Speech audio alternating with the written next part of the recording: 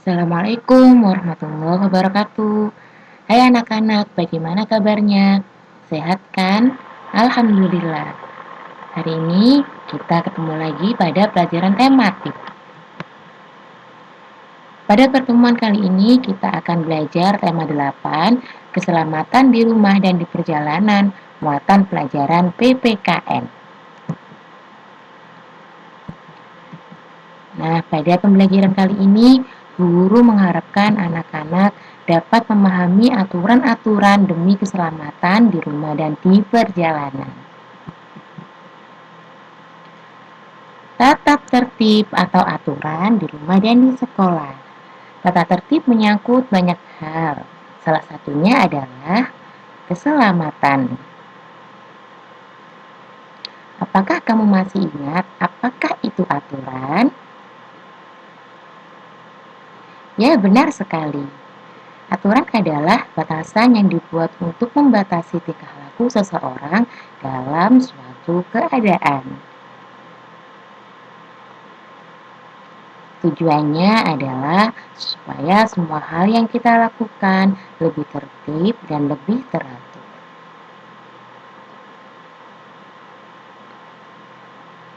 Dan juga untuk menjaga perilaku kita agar senantiasa beradab. Segala kegiatan pasti memiliki peraturan atau tata tertib yang harus selalu kita perhatikan. Seperti aturan ketika makan, aturan belajar, aturan ketika bermain, aturan ketika naik kendaraan. Di setiap tempat pasti memiliki aturan yang berbeda, seperti peraturan di rumah, peraturan di dalam kendaraan, peraturan di sekolah, di pasar, di jalan, dan masih banyak lagi. Pada kesempatan ini kita akan melihat beberapa contoh aturan keselamatan di rumah dan di sekolah. Dan nanti juga ada contoh sedikit peraturan di perjalanan ya. Aturan setiap kegiatan di rumah perlu selalu diperhatikan anak-anak. Karena aturan itu berguna untuk menjaga keselamatan diri kita sendiri dan keluarga atau orang di sekitar kita. Aturan di rumah sangat banyak sekali bentuknya. Misalnya, menjaga kebersihan rumah, menggunakan air secukupnya, beribadah tepat waktu, dan masih banyak lagi.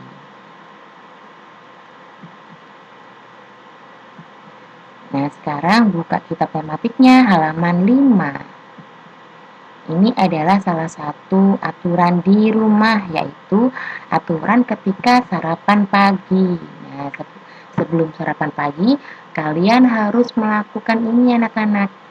Nah, yang pertama adalah mencuci tangan sebelum makan hingga bersih. Yang kedua, duduk dengan posisi benar. Kemudian, ambil makan dan minum secara tertib dan berdoa kepada Tuhan sesuai ajaran agama yang dianut. Makannya harus pelan-pelan dan tidak buru-buru, tidak berbicara saat makan, dan setelah makan, cuci tangan hingga bersih lagi, dan berdoa kepada Tuhan sesuai ajaran agama yang dianut. Ya, berdoa bersyukur telah diberi makanan yang enak dan sehat. Selain itu, ada contoh yang lainnya, yaitu, coba lihat gambar ini anak-anak. Buang-buang air, apakah itu boleh? Tidak boleh ya, kita harus menghemat air. Apa manfaatnya? Nah, buang-buang air itu tidak diperbolehkan. Ya, kita harus hemat dalam menggunakan air. Ya, memakai air hanya secukupnya saja. Tidak boleh membiarkan keran air terbuka terus-menerus karena itu adalah tidak bermanfaat ya anak-anak ya. Dan jika tidak bermanfaat itu berarti mubazir. Nah, selain itu akan membuat lantai licin, membahayakan diri sendiri maupun orang lain nantinya ya. Dan ini adalah sikap yang harus dihindari. Kemudian contoh selanjutnya. Nah, ini saat kalian lihat TV, biasanya orang tua kalian bilang, "Nak, nonton TV itu jangan terlalu dekat dengan layarnya ya."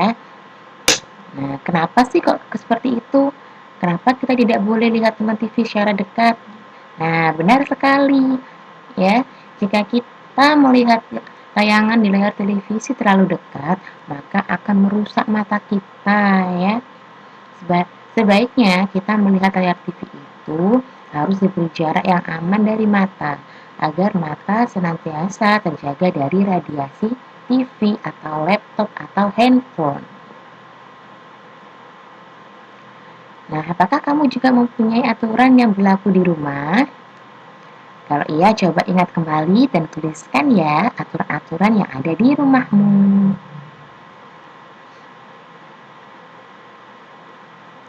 Nah, teman-teman, tahu tidak? Menjaga keselamatan bukan hanya di rumah loh. Ternyata di sekolah juga harus dijaga keselamatannya. Salah satunya adalah dengan cara mentaati peraturan. Yuk kita lihat beberapa contoh perilaku manfaat peraturan di sekolah. Memperhatikan benda-benda di sekitar ketika berjalan.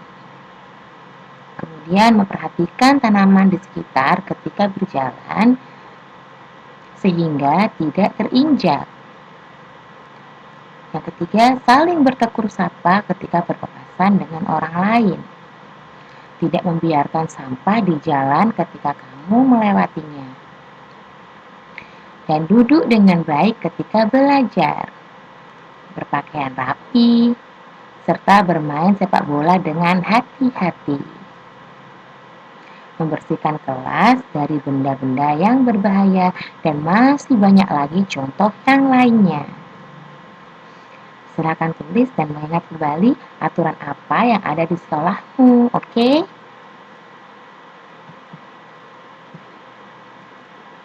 Sekarang buka kitab tematiknya halaman 131 sampai 132.